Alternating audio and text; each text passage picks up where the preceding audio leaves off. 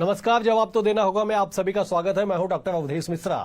छत्तीसगढ़ की सियासत में इन दिनों बांग्लादेशी घुसपैठियों की चर्चा जम के हो रही है। सदन से लेकर सड़क तक इसका असर दिखाई पड़ रहा है। सदन में ये कि भाजपा के ही विधायकों ने ध्यानाकर्षण प्रस्ताव के जरिए सरकार का ध्यान आकर्षित किया और इस मामले को बेहद ही गंभीर बताया। कांग्रेस ने पलटवार किया। कांग्रेस ने कहा कि साहब ये तमाम चीजें चुनावी है। बीजेपी को चुनाव के समय में घुसपैठ तो दिखाई पड़ता है, लेकिन जैसे ही सत्ता में आ जाती है घुसपैठियों के नाम पे केवल खाना पूर्ति और राजनीति करने का काम करती है। इसी बीच पुलिस प्रशासन ने बांग्लादेशियों को डिपोर्ट किया है, उन्हें भेजा गया यहां से। इन तमाम विषयों पर चर्चा करेंगे कि आखिरकार क्यों घुसपैठियों के मामले पे छत्तीसगढ़ की सियासत इतनी गर्म हो चुकी है। लेकिन उससे पहले देख लीजिए ये खास रिपोर्ट।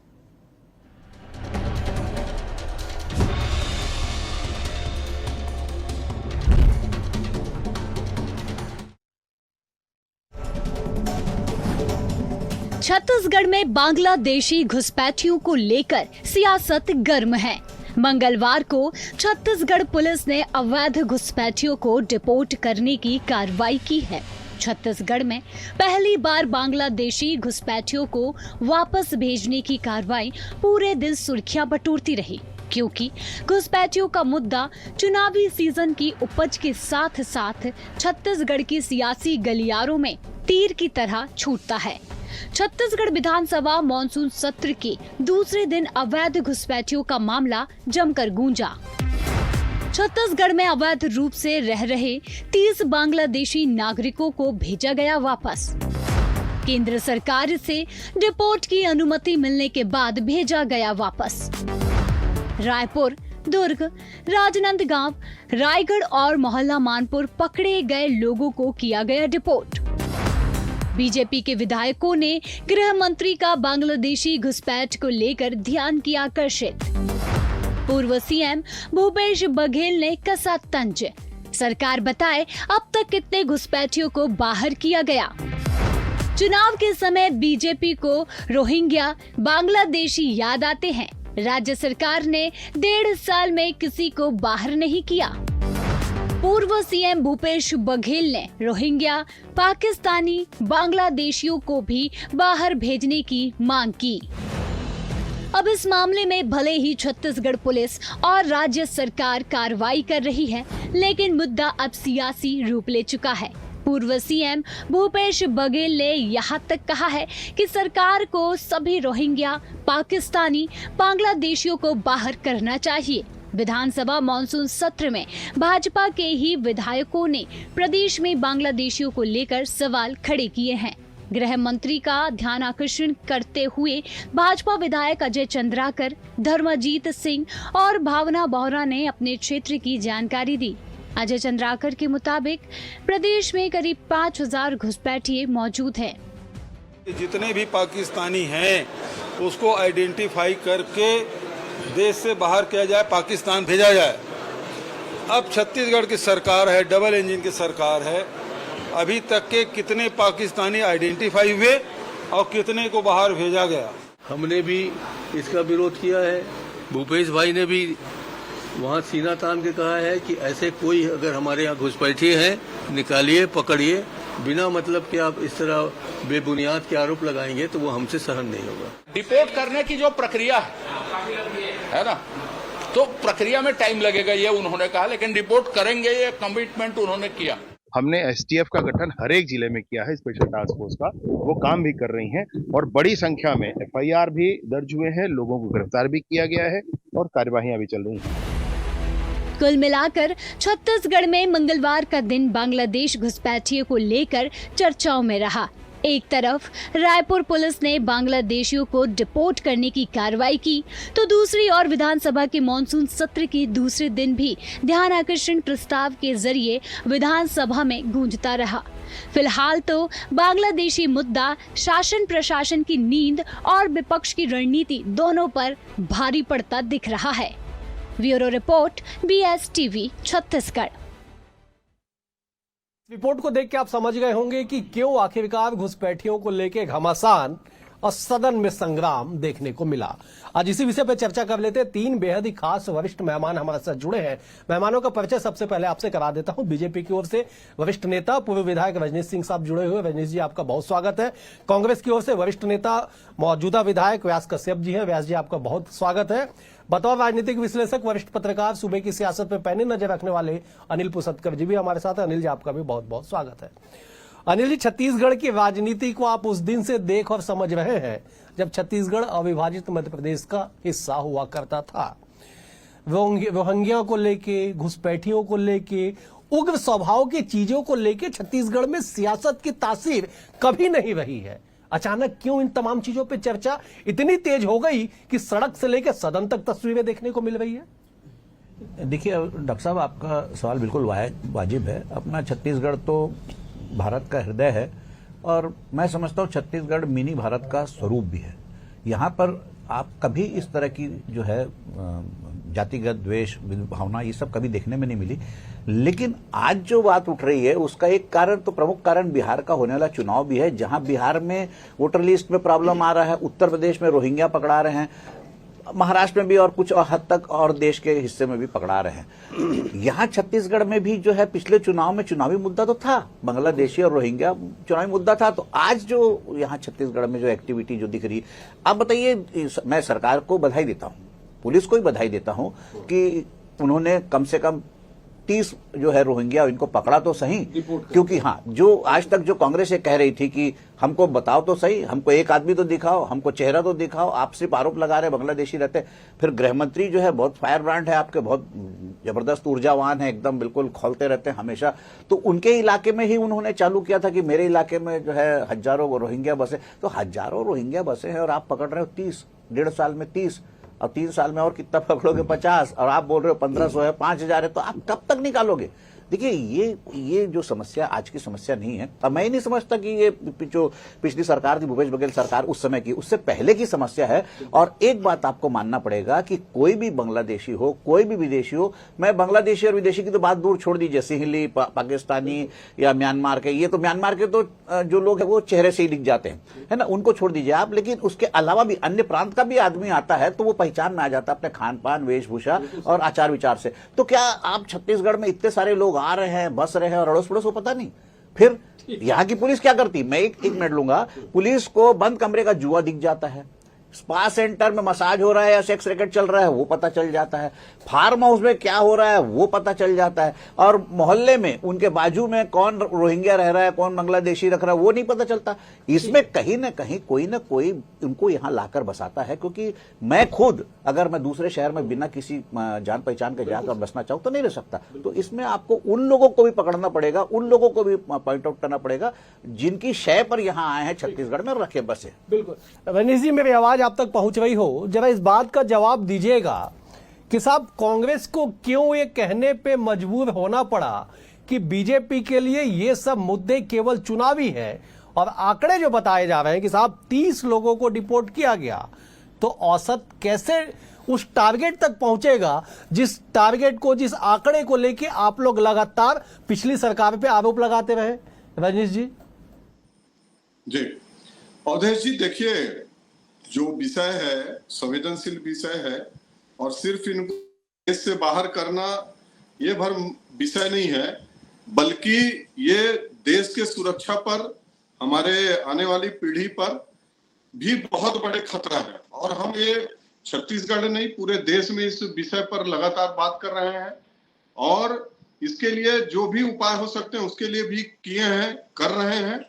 रही बात छत्तीसगढ़ की, तो छत्तीसगढ़ में अभी विषय आ रहा था कि ये सिर्फ चुनावी विषय है। बिल्कुल चुनावी विषय नहीं है। चुनावी विषय ये वोट का विषय नहीं है कि इसके नाम पर वोट मिलेगा, लेकिन ऐसे लोग यदि आ रहे हैं तो उनको आइडेंटिफाई करना, डिपोर्ट करना आखिर किसी न किसी सरकार को तो करना पड़ेगा।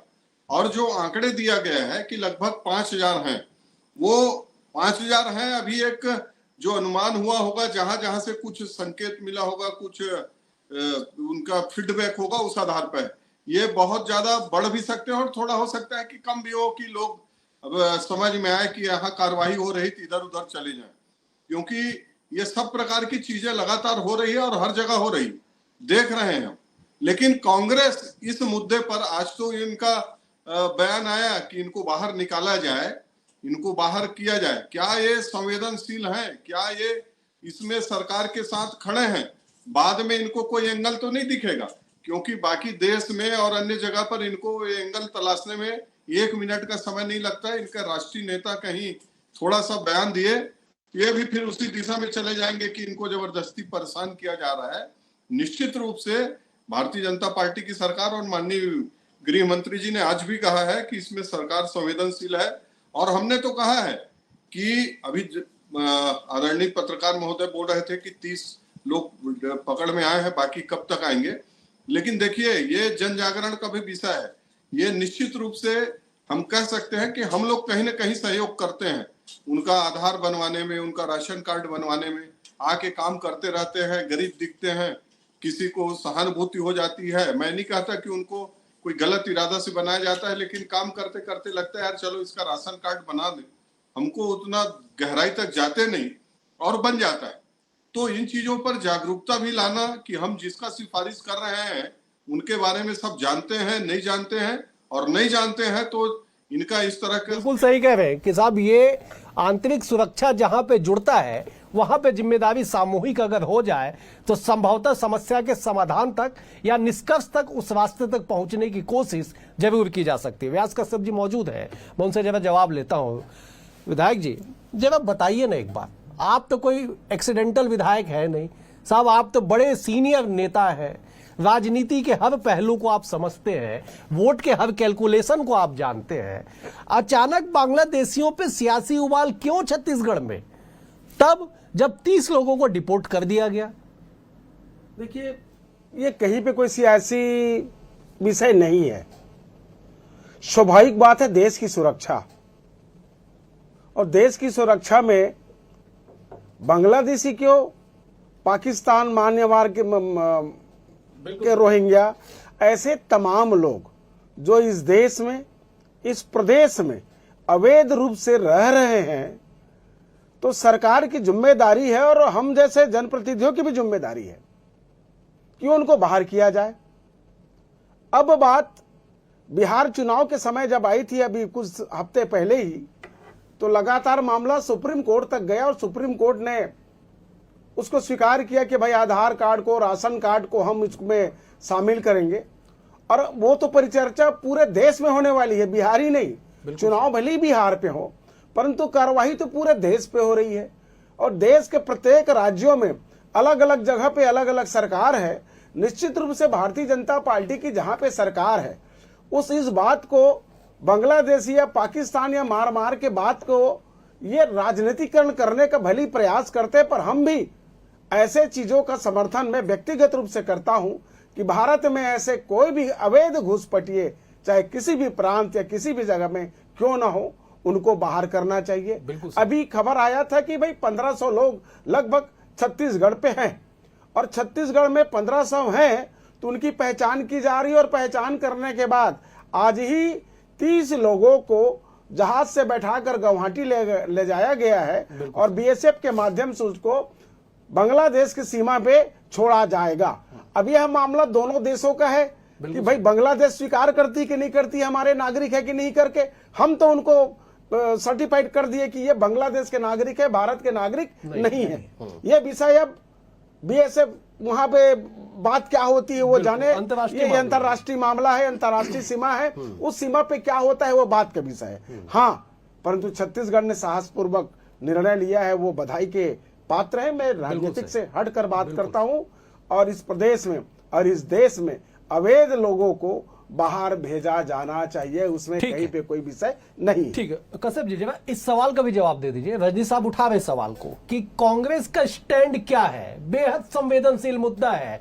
ऐसा ना हो कि बाद में जाके आपके कोई सीनियर लीडर कुछ स्टेटमेंट दे दे और पूरी कांग्रेस पार्टी उसके पीछे चले जाए, जिस बात का अंदेशा रजनीश सिंह साहब दिखा रहे हैं। देखिए, ये पूर्वाग्रह से ग्रसित होकर राजनीति की बात करते हैं।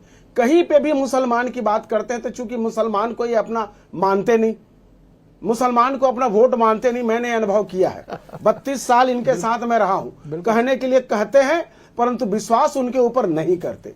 इसलिए बार बार ये बांग्लादेश और पाकिस्तान की बात करते हैं। मैं चाहता हूं, हम तो स्वयं बोल रहे हैं ना भाई, कांग्रेस के विधायक के नाते यहां पे मैं बोल रहा हूं कि देश की सुरक्षा पे कहीं भी भारत के कांग्रेस ही नहीं वरन जितने भी राजनीतिक दल में काम करने वाली पार्टियां हैं, कोई भी नहीं चाहेगी कि भारत में कोई भी एक भी नागरिक इस देश पे रहे, सबको बाहर भेजा जाना चाहिए। रजनीश सिंह साहब जवाब दीजिएगा।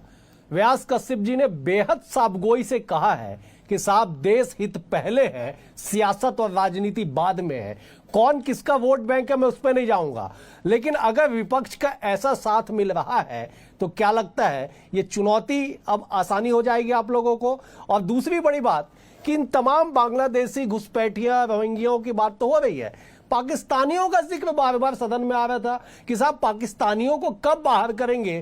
तब जब ऑपरेशन सिंदूर के बाद इस बात का ऐलान किया गया था कि 24 घंटे के भीतर आपको देश छोड़ना होगा। रजनीश सिंह साहब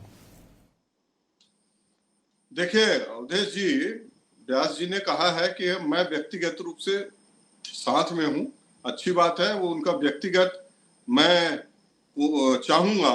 अब आप लाइव चैनल में आज उन्होंने कहा है, बाद में उनका स्टैंड अगर मगर लेकिन में मत बदले, और इस प्रकार के जो देश हित के मुद्दे हैं, संवेदनशील मुद्दे हैं, उसमें साथ रहना ही चाहिए। लेकिन हमने देखा है, मैंने तो सिर्फ ये कहा था कि बाद में अपना स्टैंड थोड़ी बदल देंगे। एनआरसी का मुद्दा हुआ, उसमें क्या स्टैंड है इनका? बिहार चुनाव के बारे में क्या इनका ये है? वोटर लिस्ट के बारे में क्या जो मृत व्यक्ति है उनका नाम नहीं कटना चाहिए? क्या जो व्यक्ति वहां पर रहते नहीं उनका नाम नहीं कटना चाहिए? आखिर मैं अपने राजनीति कर रहा हूं और मैं बोलूंगा मेरे विधानसभा में 10,000 वोट कट गया, तो काहे का मैं जनप्रतिनिधि हूं कि 10,000 वोट बढ़ गया? इतना नहीं कर पाऊंगा। तो ये सब जो बातें करते हैं ना कि इतना नाम कट गया, इतना नाम जुड़ गया, तो आप काहे को कर रहे हो? राजनीतिक दल इतने साल से हैं, वो विषय आज का नहीं है। मैं एक उदाहरण दिया कि आप इस तरह के मुद्दों पर साथ रहें, अच्छी बात है, सहयोग करें जहां पर आपको लगता है। अभी तो माननीय गृह मंत्री जी विजय शर्मा जी ने इसमें ऐप भी किया है कि इसमें सूचना कर दें, एक टोल फ्री नंबर दिए हैं कि इसमें सूचना कर दें कि यदि किसी संदिग्ध लोग मिलते हैं तो। लेकिन पिछले कुछ वर्षों से जो देश में एक माहौल बना, उसके कारण इतने जगह वो फैल चुके हैं और ऐसे ऐसे जगह पर वो बैठ चुके हैं कि उनका इतना आसान नहीं है। अवधेश जी, हमको लगता है कि क्यों नहीं पहचान करते और बाहर निकाल देते। अभी भारत जैसे विशाल देश, विशाल जनसंख्या और बहुत सारी चीज की विविधता के कारण इनको पहचानना भी एक सामान्य काम नहीं है। लेकिन सरकार इस दिशा में आगे बढ़ रही है। सब राजनीतिक दल और देश की जनता एक हो जाए तो नहीं लगता कि हम इनको बहुत जल्दी सबको बाहर करने में सफल होंगे। सरकार ने प्रयास प्रारंभ कर दिया है और ये हम सब के लिए ये कई प्रकार के न्यूसेंस करते हैं, क्या क्या इनके द्वारा अपराधिक घटनाएं घटित की जाती है, आने वाले हमारे पीढ़ियों के लिए खतरा है, देश की सुरक्षा के लिए खतरा है। तो इनको कोई कंप्रोमाइज नहीं करते हुए हमको उनको बाहर निकालना है। और भारतीय जनता पार्टी चाहे पूरे देश में देखिए उनके लिए। और आपने कहा कि पाकिस्तानियों का क्या होगा, हम सभी का बात कर रहे हैं। जो भी देश में अवैध रूप से रह रहा है, वो तो ऑपरेशन सिंदूर में बहुत सारी चीजें सामने आई, बहुत सारी चीजें धीरे धीरे सामने आ रही हैं और उसको कैसे दूर किया जाए, इसलिए निश्चित रूप से केंद्र स्तर पर केंद्रीय सरकार और राज्य स्तर पर। व्यास कश्यप जी हाथ उठा रहे, मैं 10 सेकंड में अनिल जी का रुख करूंगा। कश्यप जी आप 10 सेकंड में अपनी बात कहिए। एक ही कहना है कि जो भारत पे इतने घुसपैठिए आ गए करके मान रहे हैं, तो ये डबल इंजन की सरकार तो छत्तीसगढ़ पे है। भारत में तो 12 वर्षों से माननीय नरेंद्र मोदी जी की सरकार है और अमित शाह जी गृह मंत्री है। तो देश की सुरक्षा की जिम्मेदारी भारतीय जनता पार्टी के केंद्र सरकार की है। इस बात से जिम्मेदारी से क्यों भटकते हैं कि भारत पे आए कहां से ये? मेरा ये प्रश्न है रजनीश जी से। रजनीश जी मैं इसका जवाब लूंगा, लेकिन एक बार मैं अनिल जी का रुख करता फिर लौटूंगा इसी सवाल के साथ। अनिल जी, देश में राजनीति में विरले इस बात को देखा जाता है कि किसी मुद्दे पे दोनों दल सर्वदल एक मत हो जाए, लेकिन व्यास जी बेहद जिम्मेदारी और गंभीरता से कह रहे साहब कि मैं साथ हूं, देश हित की बात है तो सियासत बाद में है।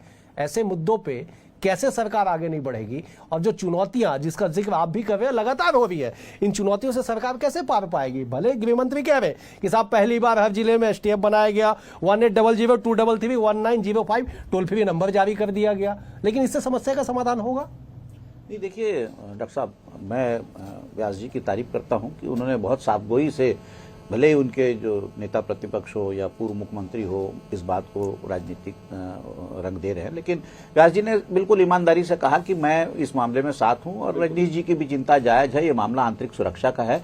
लेकिन सवाल इस बात का है कि आखिर ये लोग आए कैसे। देखिए, ये मामला आप इसको सामाजिक मामला ज्यादा मानिए, सोशियो इकोनॉमिक मामला ज्यादा मानिए, डेमोग्राफिकल मामला ज्यादा मानिए, यहां वो आकर अगर रह रहे हैं, बस रहे हैं और सालों से रह रहे हैं, तो आप ये मान के चलिए यहां कोई ना कोई उनका परिचित है। बांग्लादेश का आदमी को क्या सपना आता है कि मैं रायपुर में जाके सुरक्षित रह लूंगा या कवर्धा में जा जाऊंगा या केसकाल में चला जाऊंगा।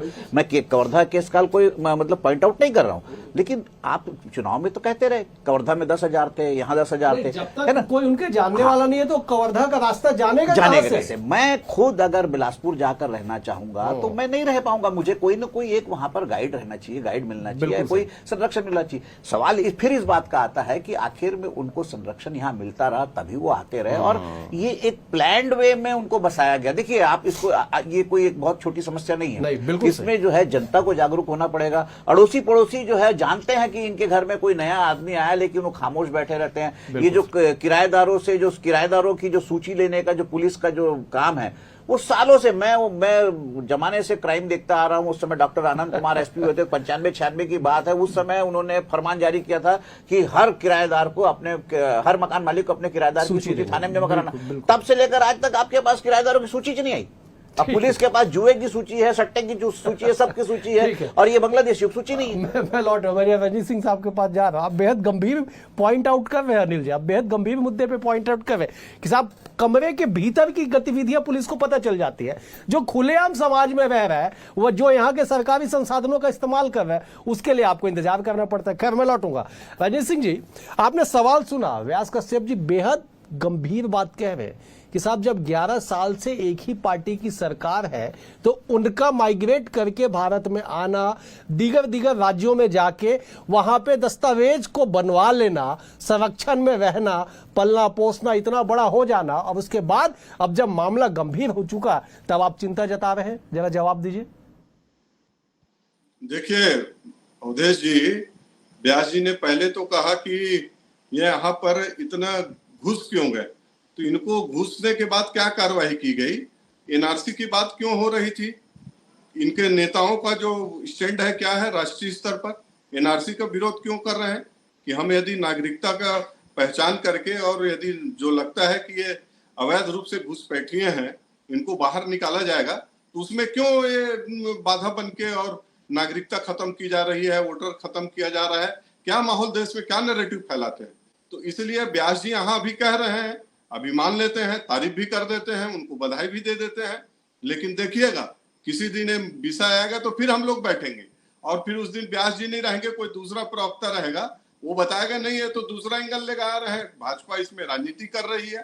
तो ये विषय ये मत करें, अच्छी बात है, व्यास जी ने कहा है अपने नेताओं से बात करें और देश में भी ये बताएं। भारत के जो सीमा क्षेत्र है, चाहे जम्मू कश्मीर से लेकर असम और जो बॉर्डर क्षेत्र है, इतना आसान नहीं है अवधेश जी, आप हम सब जानते हो, विषय लंबा हो जाएगा। घुसपैठिए आते कैसे, इतना बड़ा क्षेत्र है, कितना हमारा संवेदनशील क्षेत्र है, नदी नाले पहाड़, और कैसे कैसे रास्ते से घुसते हैं। हमने अभी अमेरिका का सुना है कि अमेरिका जब जाते हैं तो किन रास्तों पर उनका ले जाता है, वो भी डिपोर्ट किए हैं अभी अवैध प्रवासियों को अमेरिका वाले। तो भारत का भी सीमा क्षेत्र ऐसा है और ये 11 साल से नहीं है। मैं आऊंगा, मूल तौर पे आपकी बात आ गई। व्यास जी संक्षेप में जवाब दीजिएगा। बार बार घूम फिर के कांग्रेस की निष्ठा पे सवाल उठ रहा है कि साहब आप अभी तो स्टैंड ले लिए कि ठीक है हम इस आंतरिक सुरक्षा के मामले पे हम सरकार के इस निर्णय के साथ है कि घुसपैठियों को बाहर किया जाए, लेकिन कल आप बदल जाएंगे। निष्ठा पे सवाल क्यों? नहीं, कहीं पे बदलने वाली बात नहीं है डॉक्टर साहब।